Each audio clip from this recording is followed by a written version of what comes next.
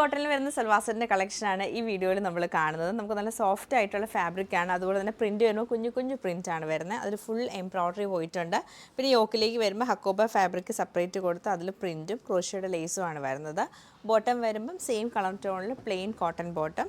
ദുപ്പട്ടയും നമുക്ക് കോട്ടൺ ദുപ്പട്ടയാണ് വരുന്നത്. നമുക്ക് ഡെയിലി യൂസിനൊക്കെ പറ്റിയ നല്ലൊരു സൽവാർ സെറ്റാണിത്.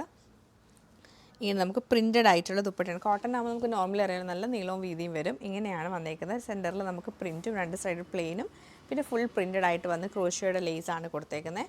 ടോപ്പിൻ്റെ താഴെ നമുക്ക് ചെറിയൊരു ക്രോഷ്യയുടെ ബോർഡർ ഇങ്ങനെ ചെറിയൊരു ബോർഡർ ദാമനിൽ വരുന്നുണ്ട്.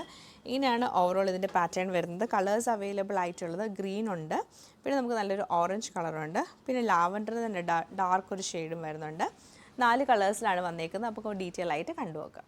ഇങ്ങനെയാണ് നമ്മുടെ ഫസ്റ്റ് പാറ്റേൺ വന്നേക്കുന്നത്. ടോപ്പ് ഫുൾ പ്രിൻറ്റഡ് വരും, പ്ലെയിൻ ബോട്ടം. അതുപോലെ ദുപ്പട്ട വരുമ്പോൾ കോട്ടൺ ദുപ്പട്ടയാണ്. നല്ല നീളവും വീതിയും വരുന്ന കോട്ടൺ ദുപ്പട്ടയാണ് ഇതിൻ്റെ കൂടെ പെയർ ചെയ്തേക്കുന്നത്. ഇത് നമുക്ക് നല്ലൊരു ഗ്രീൻ ഷെയ്ഡിലാണ് വരുന്നത്. ഡാർക്ക് ഓറഞ്ച് ഷെയ്ഡിലാണ് ഈ സെറ്റ് നമുക്ക് വന്നേക്കുന്നത്.